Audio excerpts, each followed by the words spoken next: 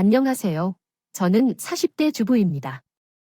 우리 시어머니는 첫인상부터 참 남다른 분이었습니다. 결혼하겠다고 인사를 드리러 간 그날, 제가 예단비를 어느 정도 하면 좋겠냐고 물었더니 예단비 같은 건 할 필요 없어. 서로 좋아서 결혼하는데 한쪽만 예단비를 하는 게 말이 되니 하시더라고요. 귀한 딸을 주시는 것에는 감사한데 예단비를 받지 않는 것은 기본이라고 하셨습니다. 결혼 후에도 제가 맛있다고 하니까 김치미와 밑반찬을 다 싸주시는데 제가 시댁을 진짜 잘 만났구나 싶었어요. 여보, 난 시댁 복 터려고 많은 것 같아요. 사실 얘기 안 한 게 하나 있긴 한데 얘기 안 한 거 그게 뭘까요? 저 당신의 집이 참 좋다고 칭찬을 한 적이 있었는데 갑자기 남편이 비밀을 털어놓더라고요. 우리 어머니 친엄마 아니신가요? 거짓말인지 진짜인지 나 중학교 때 아버지랑 재혼하셨어요. 시어머니와 남편의 관계가 워낙 좋아서 전혀 눈치채지 못하고 있었어요. 그럼 친어머니가 아파서 일찍 돌아가셨다는 거였죠? 예전 얼굴도 기억이 잘 안 나네요. 서지도 있을 거 아니에요. 아버지가 치우셨다는 걸 들었지만 찾아볼 생각은 안 했고 어머니가 워낙 잘해주셔서 덕분에 엄마의 빈자리가 빨리 채워졌네요. 고마운 분이네. 시어머니가 아버지를 낳아주신 분이 아니라는 걸 알게 됐지만 달라질 건 없었습니다. 저는 그 사실에 대해 함구했고 저와 시어머니는 좋은 관계처럼 화목하게 지냈습니다. 그러던 중 몇 년 뒤 시동생이 결혼하겠다며 동서를 소개해왔어요. 그냥 평범해 보이는 여자였는데 시어머니는 동서를 정말 마음에 들어 하셨다고 해요. 동서와 결혼해서 시동생과 예비 돌아간 뒤 시어머니가 얘기해 주시면서 얼굴로 물으시기에 솔직하게 말했습니다. 아, 뭐, 평범해 보이던데요. 착해. 순간 처음으로 시어머니의 표정이 굳어지는 것을 보았습니다. 아, 외모가요. 평범한 게 좋은 거죠.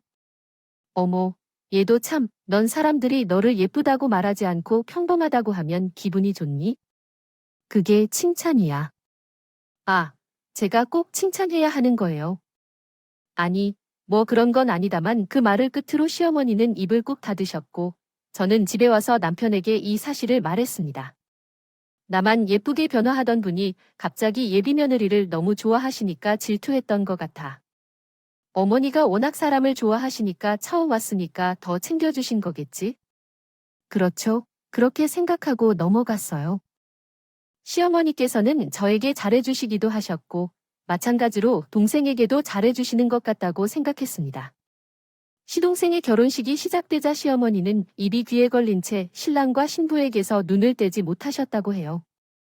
나중에는 우시더라도 우리 결혼할 때도 그렇게 우셨는지 궁금했습니다. 여보, 우리 결혼할 때도 어머니가 그렇게 우셨나요? 우는 것 같진 않았지만 아마 동생은 어릴 때부터 키워주셔서 마음이 더 묘했을 거라고 생각해요. 어머니가 우리 집에 오셨을 때 그 애는 초등학생이었으니까요. 그런데 왜 두 분 사이에 아이는 안 낳으신 걸까요? 아버지가 낳고 싶다고 하셨다는데 어머니가 싫다고 하셨대요. 왜 우리 같은 경우는요? 우리 형제 두 사람은 단둘이 충분하다고 말하며 우리를 잘 키워준 어머니가 좋은 어머니가 될 것이라고 했어요. 그런데 그렇게 친자식 결혼처럼 눈물을 흘리는 것을 보니 정말 대단한 사랑인 것 같아요. 어쨌든 저희에게 그렇게 사랑을 주신 만큼 우리 형제들 모두가 친정 어머니처럼 어머니를 아끼고 싶었어요. 얼마 후에 동서가 들어와서 천명절이 왔는데 시댁에 모두가 모였고 남자들은 베란다 쪽에서 전을 부치기 시작했어요. 시어머니는 김치를 가져오겠다며 마당으로 나가셨는데 저는 부엌에서 일을 하다 문득 동서가 없다는 걸 깨달았어요. 거실로 가보니 동서가 멀쩡하게 TV를 보고 앉아 있었어요. 아무래도 아직 낯설어서 그랬나 봐요. 어머니께서 TV를 보라고 하셨는데 모두 음식을 준비하는 중인데 혼자 TV를 보고 있으면 안 된다는 거죠. 동서는 결혼 후 첫 명절이니까 어머니가 편하게 계속 있으라고 하신 걸까요? 알겠습니다. TV 화면만 보고 있던 동서가 이쪽으로 오라는 말에 그 순간 그의 미간이 불쾌함을 나타내듯 찌푸렸다. 어머니께서 허락하신 것인데 형이 이래라 저래라 하는 것은 좀 아니라고 생각해요. 아니면 그럼 나이도 가장 어린 사람이 나이가 많은 시어머니한테 음식 만들기만 하라고 지시하고 TV만 보고 있겠다고? 동선의 친정은 명절 때 음식을 아예 안 했어요. 하지만 저는 아무것도 하지 않았어요. 여긴 친정이 아니라서 뭐가 그렇게 다른 거죠? 완전히 다르잖아요. 결국 저는 목소리를 높여 동서에게 가르치기를 시작했습니다. 그리고 왔다. 여보, 나 너무 피곤해서 앉아서 좀 쉬라고 어머니께서 말씀하셨어. 여기 피곤한 사람도 있어? 아, 정말 분위기가 이상하다고 느낀 가족들이 우리 곁으로 다가왔어. 여보, 무슨 일이야? 아니, 다들 명절 음식 사러 다녀온 길에 힘들어하고 있잖아. 혼자 TV 보기 싫어서 같이 가자 했더니 싫다고 하니까? 여보, 정말로 그래? 어머니가 쉬라고 하셨어. 나는 혹시 동서가 임신했나 걱정돼서 동생에게 물었어. 서방님, 혹시 동서 임신했어? 동생은 어색해하며 고개를 끄덕였어. 아니요, 아닐 거예요. 동서는 뾰로통한 얼굴로 대답을 안 했대요. 그러면서 소파로 한번 앉아주셨어. 몸이 들어서 일어날 생각을 안 하는 게예요. 그때 김치를 사러 나갔던 시어머니가 집 안으로 들어오셨어요. 니들 왜 그러고 있니? 거기 모여서 뭐해? 어머니는 동서한테 음식 준비하지 말고 TV를 보라고 하셨어요. 설마 그런 뜻일 리가 없잖아요. 당당하게 물었는데 돌아오는 대답이 더 어이가 없었습니다. 그래, 나가 그러라고 했다네. 아니, 첫 명절이라 낯설고 어려울 텐데 그냥 쉬라고 했어. 내가 너한테도 첫 명절에는 음식 안 시키지 않았니? 내가 다 미리 준비해 놨었잖아. 그때는 다 해놓으셔서 제가 못한 거고요. 지금은 음식 준비를 해야 하는 상황이잖아요. 그때도 저 음식 안 하는 대신 설거지라도 다 했어요.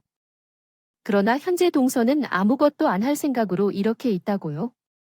그래서 당신이 했다고 해서 꼭 그렇게 이해시켜 드려야 하나요? 어머님, 시켜 먹으신 것 같은데 우리 모두 피곤한데 명절이니까 함께 식사 준비하면서 친목을 다지는 거 아닌가요? 오히려 처음 왔다면 더 어렵고 힘들어도 더 많이 같이 해야 하는 게 아닌가요? 지금 당신이 말하고 싶은 건 뭐예요? 그러니까 동서가 잘못 배웠다는 말인가요? 솔직히 맞아 보이네요. 도대체 친직에서 뭐를 배웠길래 그 순간 시어머니가 저희 뺨을 때렸습니다. 그 날카로운 마찰음과 함께 모든 게 잠시 멈춘 듯한 적막함이 펼쳐졌어요. 그 적막을 깬 건 동서가 켜놓은 개그 프로그램으로 인한 시끄러운 웃음소리였어요. 어머님, 지금 무엇을 하시는 건지요? 부인은요? 기겁하며 나를 끌어안았다. 여보, 괜찮아? 어디서 친정역을 해? 너 같으면 그런 소리 듣고 싶겠니? 어머니, 그래도 이건 아니죠. 우리 집 사람이 틀린 말 한 것도 아니고. 재수 씨는 지금도 소파에서 일어날 생각도 안 하잖아요. 참인데 좀 너그럽게 봐줄 순 없어. 어머니와 말로 제 와이프한테 왜 이렇게 박하게 구하세요? 원래 이런 분 아니었잖아요, 엄마. 너 지금 나한테 큰 소리 치는 거야? 결혼하기 전엔 이런 적 한 번도 없잖아. 이런 여자를 잘 만나야 한다고 하지, 어머니? 그때였습니다. 동서가 그제야 소파에서 벌떡 일어나더니 제 남편에게 소리를 지르는 겁니다. 하지만 어른한테 왜? 이렇게 소리를 지르면 어머니가 형을 편들면 안 되는데 제가 편들고 있어서 이렇게까지 화를 낼 일이에요. 어머니가 누구 편을 들어서 이러는 건 아니잖아요. 아래 사람이 잘못하면 뺨도 때릴 수 있는 거야? 그것을 키워주신 어머니에게 눈에 쓰신지를 키우고 달려들 일이냐고요. 동서가 남편에게 바싹바싹 덤비는 것을 보고 있는데 그렇게 따지면 동서도 제 아래 사람이잖아요. 진짜 뺨 한 대 갈기면서 그 입을 다물게 할까 싶더라고요. 두 사람 다 그만해. 내 뺨을 때린 건 어머니잖아. 어머니께서 폭력을 썼으니까 사과해야 돼. 뭐라고요? 어머니가 왜 형님한테 사과를 해요? 그럼 동서도 같으면 어머니한테 뺨 맞고요. 제가 좋게 넘어갈 수 있어요? 뺨 맞을 일을 안 하죠. 진짜 화가 났었지만 무시했습니다. 그리고 시어머니에게 한 번 더 경고했어요. 사과해 주세요. 그러나 결국 시어머니는 사과하는 대신 미안한 기색조차 보이지 않았습니다. 이제 돈은 얼굴을 볼 일이 없을 거예요. 남편은 결국 시댁과의 절연을 선언했고 남편이 이끌려 집으로 돌아왔습니다. 집에 돌아와서도 안겨져 울었어요. 하지만 남편의 절연 선언은 황금의 한거련인 줄 알았거든요. 다음 명절이 왔고 마음은 불편하지만 시댁에 갈 준비를 하는 저에게 남편이 그러더라고요. 당신이 시댁이 어디예요? 정말 안 가게 사과를 받았어. 아니, 그럼요. 우리 가족은 더는 아니에요. 어느 날 너무 바쁘게 살다가 장례식장에 인력이 부족해서 갑자기 제가 투입되었습니다. 그런데 장례식장에서 일하다가 동서가 갑자기 나타나서 놀랐어요. 그가 나를 데리고 나가려 하자 시어머니가 갑자기 와서 물랬어요. 시어머니는 내게 하얘진 얼굴로 개거품을 물었어요. 그 후로도 시댁과 연락을 두지 않고 남편과 행복하게 살아왔어요. 그렇게 시댁과 연락을 끊고 지내면서 남편의 가족도 자연스럽게 지냈어요. 그랬어요. 남편의 외할머니가 아직 살아계셨더라고요. 저희가 외가에 와 있다고 하자 이모님들이 버선발로 달려오셨습니다. 아마 내가 우리 조카 와이프구나. 만나서 반가워. 전 지금 계신 어머니가 친어머니신 줄만 알았어요. 진작에 알았으면 인사드리러 왔을 거예요. 아유, 우리 엄마 때문에 절대 못했을걸. 언니 세상 떠나고 형부가 세장 가든다고 하니까 엄마가 매몰차게 연을 딱 끊어버렸어요. 왜냐면 새엄마랑 잘 지내라고 그러신 거지. 근데 왜 갑자기 온 거야? 엄마 생각나서. 시댁이랑 사이가 좀 틀어졌어요. 저렴하고 살았어요. 왜 그 여자가 그렇게까지 괴롭혔냐면 할머니나 이모에게 바로 연락을 해야지. 그런 건 아니지만 아내에게 큰 실수를 하셔서요. 사과하시면 넘어가려고 했는데 연락을 끊자는 말에도 사과를 안 하셨다고요. 저가 시어머니에게 뺨을 맞았다는 얘기를 들은 이모님들은 분개하셨습니다. 엄마 그거 봤잖아. 별로라고 했잖아. 맞아. 그래서 우리가 관여해야 한다고 했어. 안 했어? 혹시 아버님 재혼하실 때 어머님을 보신 거예요? 그 여자는 우리 언니의 고향 친구야. 그러니까 내 신랑을 낳아준 친엄마, 고향 친구네 걔가. 옛날부터 남자 관계가 복잡했거든.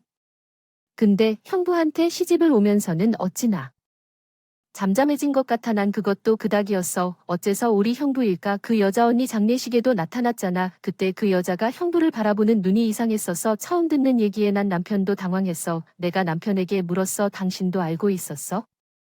아니 결코 맞아요. 전혀 몰랐어요. 엄마의 장례식장에서 그분을 봤다는 기억이 없는데 알고 속내 밝힌 적이 없다는데 맞아요. 결혼식 사진 봤더니 아예 달라 보였어. 그것도 알았었잖아. 그 여자가 맞는지 아버지도 인지하지 못한 걸까요? 모르셨을 거야. 우리가 언니의 친구란 걸 생각해보면 그냥 이름만 비슷한 사람인 것 같아.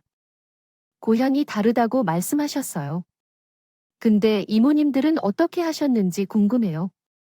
형부와 결혼한 후에 혼자 엄마 집에 왔다고 해요. 저도 봤고 동네 사람들은 처음에 그 여자가 누군가라고 생각했대요. 얼굴이 완전히 달라져서 믿기 어려운 이야기에 혼란스러웠던 차에 이모님이 방으로 오셨는데 남편의 친어머니의 졸업 앨범을 가지고 오셨어요. 여기에 우리 언니고 이게 네 시어머니야 라고 하면서 말씀하셨대요. 정말 시어머니와 이름이 같은 여학생이었는데 얼굴이 완전히 다르다고 하더라고요. 그래도 같은 분이라서 그런지 낯이 익었대요. 진짜 다르긴 한데 어딘가 익숙한 얼굴 같아요. 그래요. 우리는 전혀 알아볼 수 없었어요.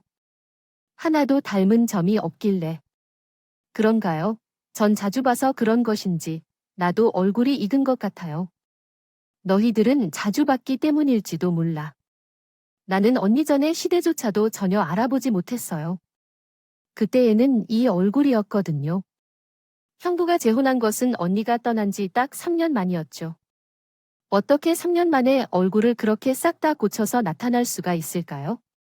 그래서 우리가 알아볼 수 있었던 것일지도 모르겠어요. 그런데 아버지는 편안히 가셨어요. 저와 남편이 결혼하기 1년 전에 시아버지께서 돌아가셨어요. 그때는 애인 사이여서 병실에 계신 아버님께 인사만 드린 적이 있었었죠. 한편으로는 좋아하시더라고요. 이제 가서 엄마랑 다시 만날 수 있다고 했거든요. 이모님들은 돌연 눈물을 흘렸습니다. 둘이 정말 좋아했어요. 그런데 두 사람 모두 너무 빨리 갔어요. 정말 신기했어요. 분명히 시댁에서도 편하고 정말 좋다고 생각했었는데 남편의 외가에 와서 외할머니, 이모님들과 함께 얘기도 하고 밥도 먹다 보니 마음 깊숙한 곳이 가득 차는 것 같았어요. 남편도 그런 말을 했다고 했어요. 그러면 자기 호적상 어머니는 누구야 지금은? 새어머니 그래요? 외할머니가 살아계실 때 더 자주 와야겠어요. 그래야 옛날 생각이 많이 나네. 나도 너무 좋았어요. 우리 자주 와요. 감사합니다. 나도 감사해요. 남들은 남편이 남의 편이라고 하는데 나는 진짜로 내 편이잖아. 당연한 것이지만 오늘 정말 행복합니다. 우리 부부는 서서히 시댁을 잊어가고 있습니다. 명절에도 남편의 외가를 방문하니 반겨주시는 분들도 많고 좋았어요. 물론 남편의 외가 식구들은 시동생의 소식도 매우 궁금해했어요. 그때마다 고민이 좀 들었던 것 같아요. 시어머니나 동서와는 상종하고 싶지 않지만 시동생은 엄연히 남편의 친동생이라는 점을 고려해야 했어요. 그렇게 어느 날 인력으로 투입될 예정이었던 베테랑 아주머니가 갑자기 아프셔서 병원에 가셨다는 소식이 들린 것 같아요. 그분이 병원비도 군말 없이 드리고 장례식장으로 향했습니다. 사실 저는 다른 인력들보다 조금 늦게 투입되었어요. 갑자기 투입된 것도 있고 다른 분들은 이미 먼저 가서 장례 준비를 돕고 있었죠. 허겁지겁 장례식장에 도착했는데 상주복을 입은 여성과 딱 마주쳤어요.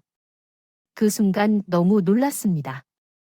평소와 다르게 몰골이 너무 초췌해서 처음에 못 알아보았습니다.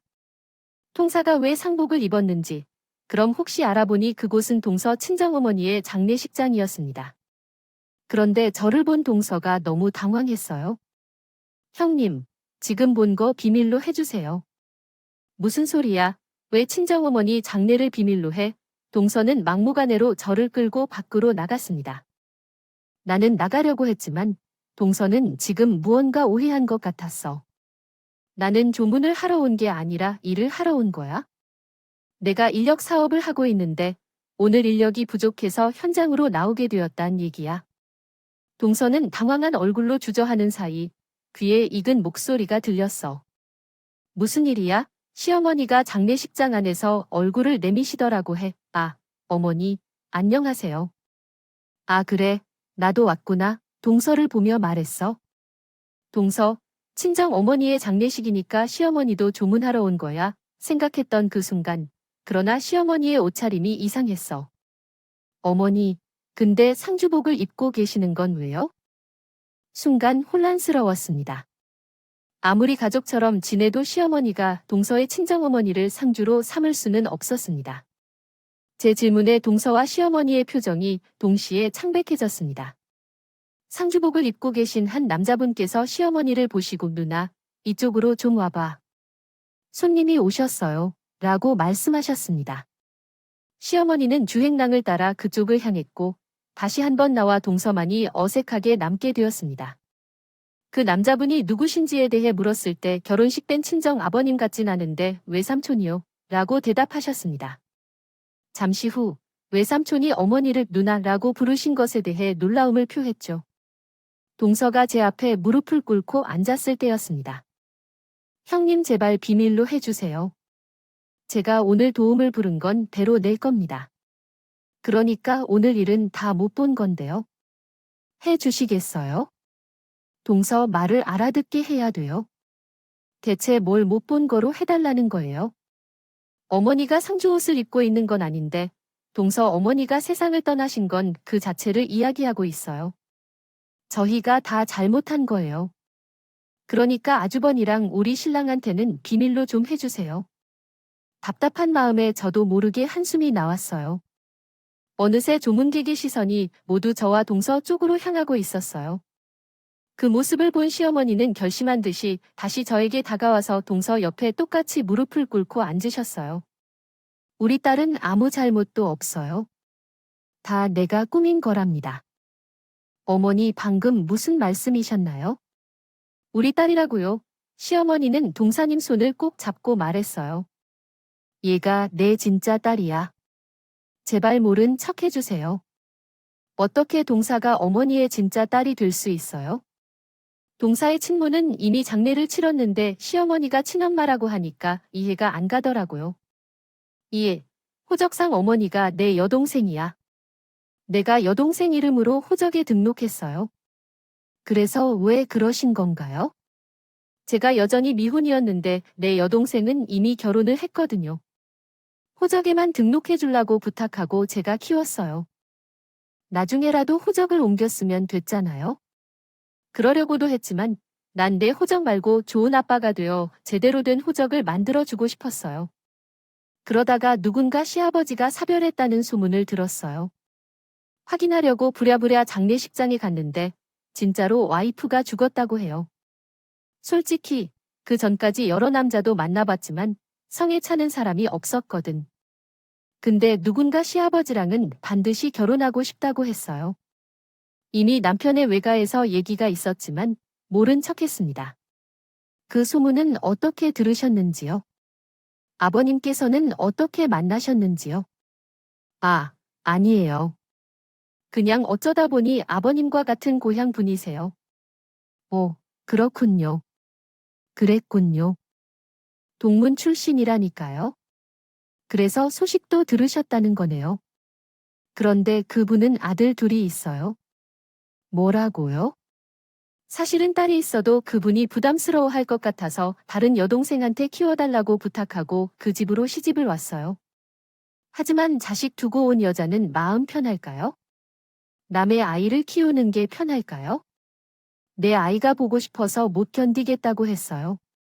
시어머니는 가끔 남편과 딸을 만나러 나가기도 했지만 남편과 여동생이 어린 시절이라 자주 못 만나게 됐다고 해요. 몇 달째 만나지 못하는 게 기본적인 상황인데 어느 날 여동생이 전화해서 언니, 딸 데려가는 거 어때? 라고 했어요. 그게 무슨 소리죠?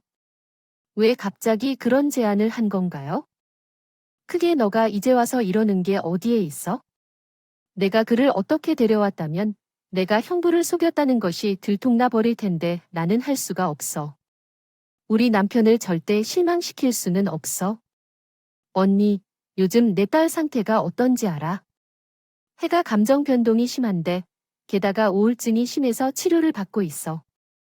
의사가 말하기를 친어머니가 그녀를 버리고 떠난 걸로 알고 있는 분노가 너무 크대. 사람은 살다 보면 때로는 우울해질 수도 있는 거야. 좀 더 커지면 괜찮아질 거라고 말해. 내가 말 안 한 게 보고 싶어서 그래 하는 줄 알아? 아이가 정신을 차려서 움직였어. 뭐, 이러다가 언니 딸이 죽거나 하면 내 잘못이라고 할 거란다. 그 후로 시어머니의 여동생은 계속해서 이제라도 어머니를 만나 딸을 데려가서 키우라고 권했지만 시어머니가 거절했다고 합니다. 난 집에서 완벽한 엄마가 되고 싶었어요. 딸을 버리고 시집을 보내는 것이 완벽한 엄마가 되는 건가요? 시아버지, 저는 처녀인데 아들 둘을 두고 자기에게 시집 오겠다고 했을 때 받아준 거예요. 안 받아줬으면 날 거들떠 볼 일도 없었을 거예요. 어떻게 그걸 아세요? 왜 모르시나요? 어릴 적부터 그 양반은 항상 영희를 좋아했었는데요. 어느 순간 시어머니는 아차 싶은 표정을 지으며 서둘러 화제를 바꿨어요. 어쨌든 난 아쉬울 게 없어요.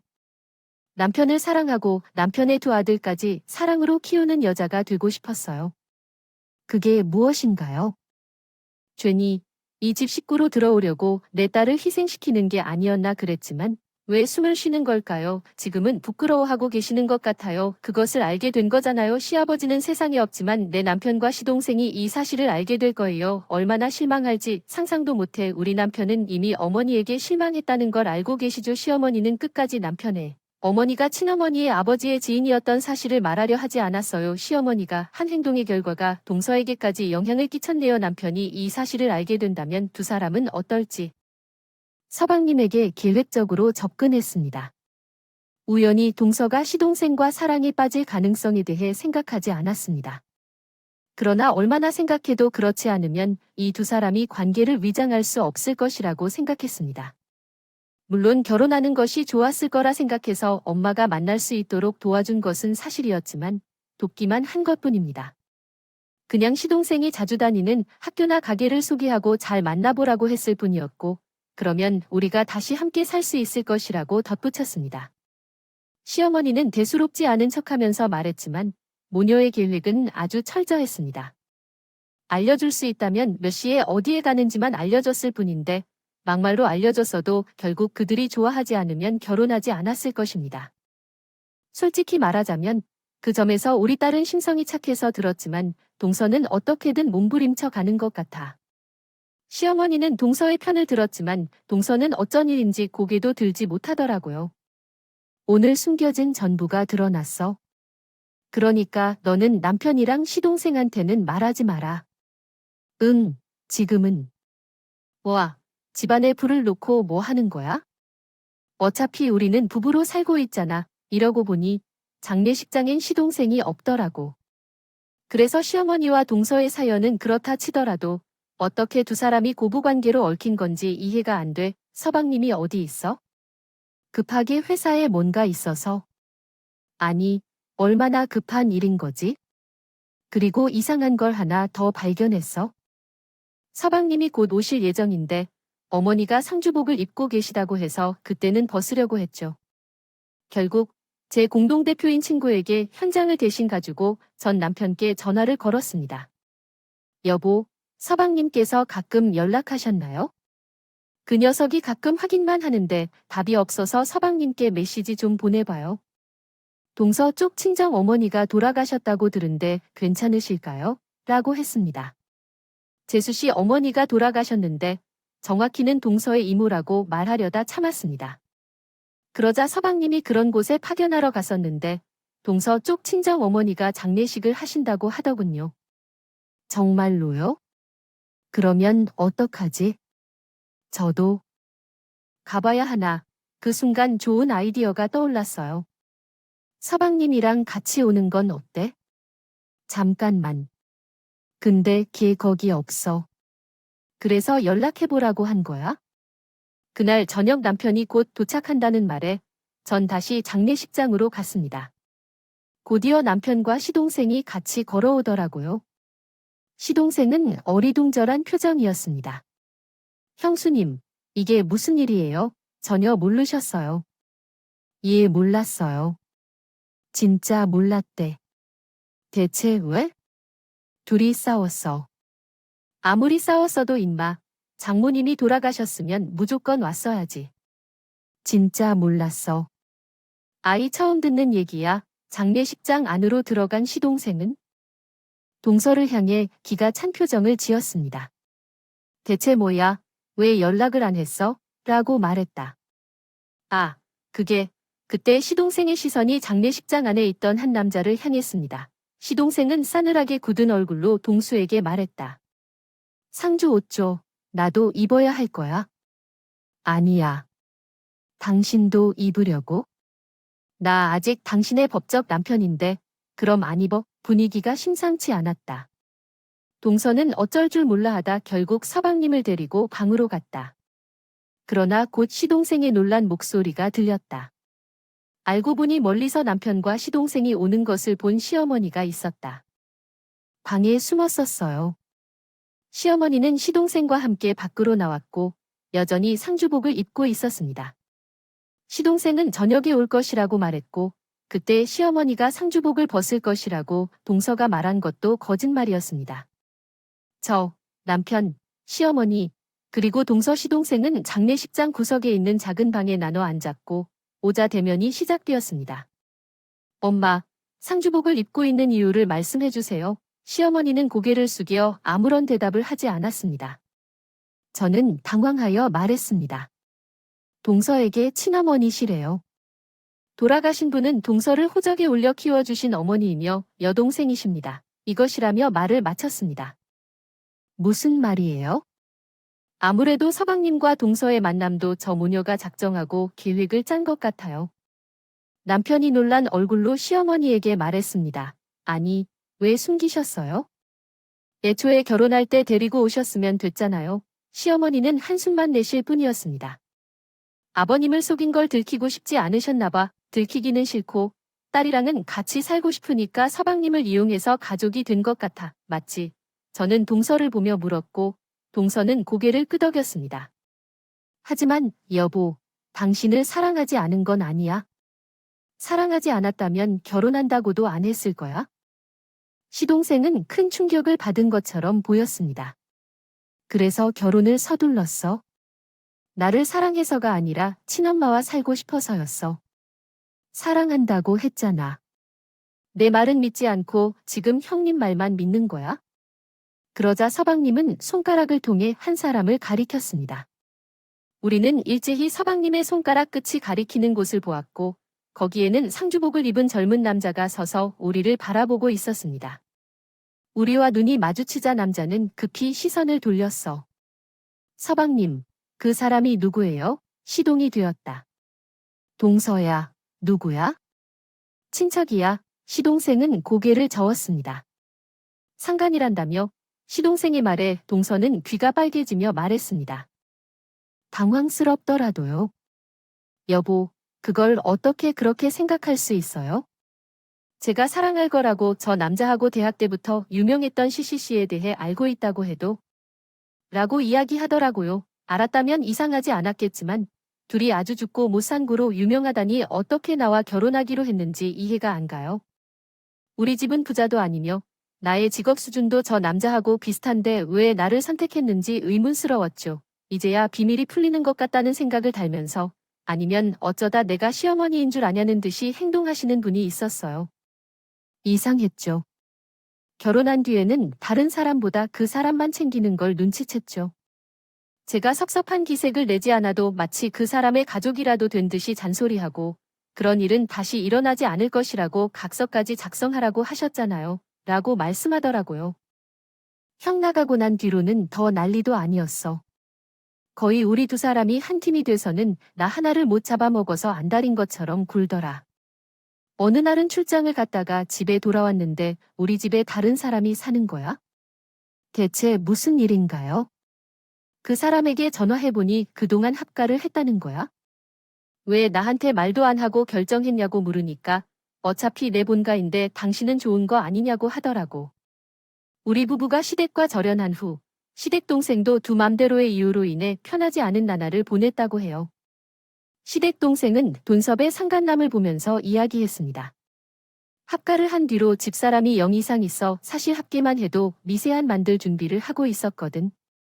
하지만 합과 후로 일을 하는 것도 아닌데 내가 잠들 때까지 들어오지 않는 날이 일주일에 3일은 기본이라는데 어디서 그런 일들을 다녀오느냐. 이제 준비를 해야 하는 것이 아니냐고 물었더니 자기도 노력 중이라고 대답했다. 다만 이제 엄마와 함께 산다고 해서 엄마가 내 저녁을 알아서 차려주신다며 마음껏 놀라고 한다는 것이지. 어디서 시어머니와 며느리의 관계인지 혼란스러워졌다. 오히려 내가 상부에 얹혀 사는 기분이 들었는데 그게 다 둘 다 진짜 모녀였더니 정말 놀랍다. 시동생은 시어머니를 보며 말했어요. 이혼해줄 테니까 소원대로 모녀끼리 사시면 되겠네요. 이혼이야. 내가 감히 우리 딸의 호적에 빨간 줄을 남기겠다 할 수 있어? 이거야. 저는 듣다 못해 덧붙이고 있어요. 어머님, 요즘 세상에 그런 것들이 어디서 나오는지요? 어머님은 끝까지 자식인 딸만을 생각하시네요. 그런 상황에서 이혼을 하지 않는 남자가 어디 있을까요? 그냥 예전에 만났다는 이유 때문에 만났다더라 주군의 이모하고도 친분이 있었던 것 같더라고요. 장례식장에 오고 싶다고 하니까 연락도 안 한 거예요. 그러니까 저는 상냥하게 불러보고 싶은데 아무리 해도 저를 보려고 하지 않더라고요. 그렇지만 생각나니까 보러 왔는데 왜 이런 옷을 입고 있는 건가요? 도무지 앞뒤가 맞지 않는 모녀였습니다.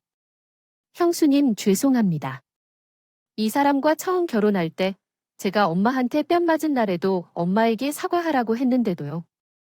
끝까지 안 하시더라고요 라고 말하는 사장님이라는 분을 만난 적이 있어서 아마도 그분이 일부러 안 한 것 같아요. 그렇게 형이랑 형수까지 우리 집에서 내쫓고 하나 남은 내 피만 말리면서 둘만의 낙원을 만들려고 한 것 같아요. 저도 그제야 수년 전에 그 일이 이해가 되더라고요. 서방님의 결혼식장에서 시어머니가 그토록 울었던 이유도 결국 자기 딸 때문이었던 거죠. 그날 동서를 마주하고 나서야 이모님들이 보여주신 시어머니의 졸업사진이 누구를 닮았는지 확신할 수 있었습니다. 진짜 모녀가 똑같이 생겼네요. 나랑 엄마가 닮았다고요? 어딜 봐서 닮아요? 하나도 안 닮았구만. 물론 지금의 얼굴로 보면 두 사람은 전혀 닮은 사람 같지 않았습니다. 저는 휴대폰으로 찍어온 시어머니의 문안증을 한국어 번역합니다. 졸업사진을 모두에게 보여주었습니다. 본 시어머니가 기분이 들떴으며 제 휴대폰을 가져가려고 했어요. 당장 이렇게 하지 마세요. 어머니가 맞긴 한가요? 너 그거 어디서 나왔어? 저희 외가에서 나왔어요. 잠깐만, 이게 엄마라고요? 얼굴이 너무 다른데? 성형을 하신 것 같아요. 너 진짜 그러니 입 닥치지 마. 내가 성형을 했든 말든 내가 뭔데 내 프라이버시를 침범하고 있는 건데? 이모님들을 뵙고 왔는데 어머니를 아시더라고요. 시어머니는 겁에 질린 얼굴로 저와 남편 앞에 무릎을 꿇었습니다. 알겠어. 내가 다 잘못했어. 그러니까 나 좀 용서해줘. 그리고 너희들이 무슨 소리를 들었는지는 모르겠다만 다 모함이야. 모함으로 오해할 만한 말을 하시는 거예요. 글쎄, 그런 이야기도 있죠. 형수님, 말해주세요. 난 알아야 돼요. 어머님이 서방님의 어머니 고향 친구였대요. 둘이 심지어 중학교와 고등학교까지 같은 동문이었대요. 아버님은 오래전부터 짝사랑했던 모양이에요. 얘야, 그 입 다물어. 시어머니의 목소리는 방을 관통하는 듯한 힘이 있었어요. 이 이야기를 하면 어머니와 아버지의 어색한 유혹을 해명할 수 있어요. 퍼즐 조각이 맞는군요. 그 사람은 내가 먼저 좋아했던 사람이에요. 우리 아빠였어요. 그래서 엄마가 뺏어간 거야? 내가 먼저 좋아했는데 그 여자가 모르는 척 빼앗았다고 해. 난 너희들 엄마 죽인 것도 아니고 죽은 후에 결혼한 건데 뭐 어떻게 하라는 거야? 난 당당해. 당당한데 왜 성격이 이래? 이것을 예상했던 건데 왜 그래? 내가 성형도 안 하고 결혼했는데 니들 이모들이 결혼 자체를 못하게 했을 거야? 조금 뒤에 이모 두 분께서 조문하기 위해 장례식장에 도착했습니다. 미리 문자를 받고 이모님들을 맞았어요. 이모님들이 보신 시어머니는 조금 전까지 큰 소리 치던 모습은 어디 갔는지 세상 쭈글쭈글한 모습으로 변해 있었대요. 그러니까 이제야 이해가 되는 것 같아. 그래서 못생긴 거라 열등감이 더 많겠죠? 친구 하나도 없던 거야? 우리 언니에게 그런 얘기들을 했었어. 형부는 늘 일편단심으로 언니만을 좋아했는데 형부를 좋아하는 사람이 몰래 편지를 써서 형부 책상 서랍에 놓고 가더라고. 그거 너 맞아? 너희들 나보다 어리지 않은데 근데 왜 항상 반말이야? 시어머니는 이모님들에게 따질 수 있는 말이 그게 전부인 것 같았어. 네 동생은 진짜 착했었어. 똑똑하고 종도 많았죠. 우리 조카와 며느리에게 연락하러 온 동생이었거든. 우리가 함께 다니던 반이었던 적도 있었거든. 언니 딸까지 키워주고 우리가 갔던 그때가 되는군요. 정성껏 키워놓은 덕에 쥐 엄마와 함께 이런 일이 벌어질 줄 앞도 몰랐어요. 너희 모녀 덕분에 집안 전체가 혼란스러워졌어요. 이모님들은 조문 후 시동생을 꼭 안아주셨어요. 진짜로 조카를 보고 싶었어. 우리 조카를. 빨리 만나자. 당신이 힘들었어. 시동생은 친어머니를 닮은 이모들에 안기고 한참을 울었어요.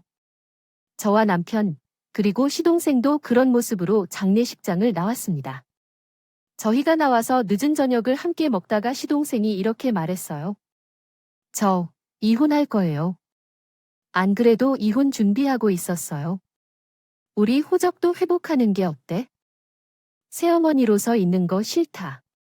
그러자 그나저나 외가에 다녀왔어. 난 워낙 어릴 때라 기억도 안 나네. 조만간 같이 가요. 안 그래도 외할머님이 서방님 너무 보고 싶어 하셨어요. 예, 형수님. 그동안 진짜 죄송했어요. 연락하려고 여러 번 했는데 형도 안 받아주니까 형수님한테는 더 못하겠더라고요. 난 내가 재수 씨랑 어머니 편에서 말할 줄 알고 그랬지. 그동안 너도 고생이 많았겠다. 이제라도 알았으니 다행이지 뭐. 솔직히 와이프가 바람만 안 피웠어도 엄마랑 모녀지간이든 뭐든 상관없었을 거야. 근데 너무 대놓고 바람을 피더라고. 이제야 답답했던 가슴이 좀 뚫리는 것 같아. 애초부터 나한테 마음이 없는 줄도 몰랐는데 와이프가 나한테 마음이 식은 건가 생각해. 내가 그 사람에게 매력이 없었나? 자존감까지 무너지고 있었거든. 우리는 앞으로 더 자주 만나기로 약속했다가 헤어졌어.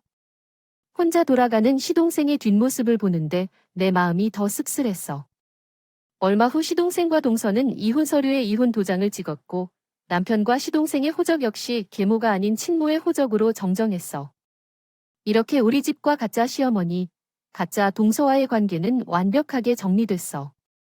하지만 지금까지 아들들에게 용돈을 받으며 살아온 시어머니는 툭하면 나에게 연락하는 것 같아서 돈이 필요하다는 이야기를 자주 했습니다. 그러나 돈을 빌려주시겠다고 말씀드려야 할 때가 온 것 같아서 이야기를 이모님들께 말했습니다. 얼마 후 시어머니는 만날 약속 장소에 나타나자 이모님들에게 둘러싸여 각서를 작성했습니다. 나, 오경숙이라는 전 며느리나 아들들에게 연락하지 않겠습니다. 너무 한 것 같아서 대신 내 딸에 먹이고 살겠다 하고 말했어요. 정말 직설적이었죠. 옛날 직장도 없는데 어떻게 그런 말을 하냐며 오히려 제 딸의 도움을 받아 살아야겠어요. 그 이후부터 시어머니로부터 연락이 없었습니다. 오지 않았어요. 이후로도 저와 남편은 함께 시동생은 외가에도 가고 이모님 댁도 오가며 그간 받지 못한 사랑을 넘치게 받았습니다. 지금은 외할머니까지 함께 가는 대가족 여행을 계획하고 있어요. 그래서 인력사무실 일을 미리 처리하고 있는데 인력지원서 중에 낯익은 이름이 보이더라고요.